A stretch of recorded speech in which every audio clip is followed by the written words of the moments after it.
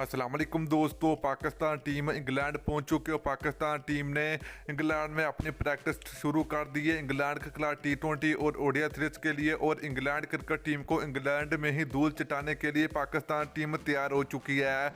तो आज की इस वीडियो के अंदर आप लोगों को बताएंगे कि पाकिस्तान और इंग्लैंड के दरमियान पहले ओडीआई मैच के लिए पाकिस्तान क्रिकेट टीम की कन्फर्म प्लेइंग 11।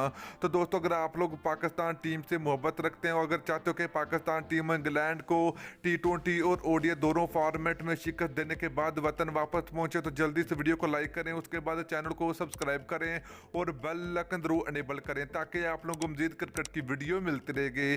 तो चलिए दोस्तों, आपको बताते चले कि पाकिस्तान टीम इंग्लैंड पहुंच चुकी है। पाकिस्तान टीम ने इंग्लैंड के खिलाफ T20 और ओडीआई सीरीज के लिए पाकिस्तान टीम ने अपनी प्रैक्टिस स्टार्ट कर दी और पाकिस्तान टीम की जन्म से बड़े बड़े खिलाड़ियों के भी बयान सामने आ रहे हैं। तो दोस्तों, पाकिस्तान टीम को अगर इंग्लैंड के खिलाफ T20 और ओडीआई सीरीज में शिकस्त देनी है तो पाकिस्तान टीम को काफ़ी ज़्यादा मेहनत करनी पड़ेगी, क्योंकि इंग्लैंड क्रिकेट टीम की होम ग्राउंड होगी। तो इसलिए पाकिस्तान टीम के ऊपर काफ़ी ज़्यादा प्रेशर होगा। तो इसलिए पाकिस्तान टीम को काफ़ी बड़ा प्लान बनाना पड़ेगा और काफ़ी ज़्यादा मेहनत करनी पड़ेगी पाकिस्तान टीम को।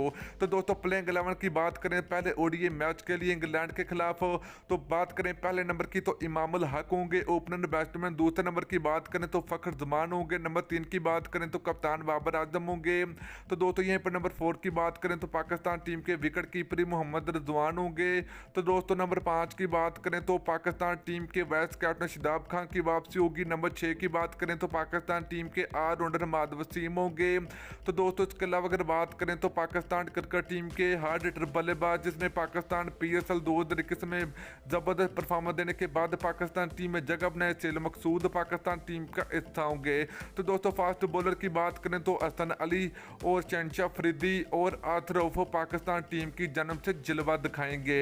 तो दोस्तों, ये थी पाकिस्तान टीम की इंग्लैंड के खिलाफ पहले ओडीआई मैच के लिए पाकिस्तान क्रिकेट टीम की कन्फर्म प्लेइंग 11। तो दोस्तों, 3-4 साल बाद आरएस और सुहेल की भी पाकिस्तान टीम में वापसी हुई है ओडीआई सीरीज में।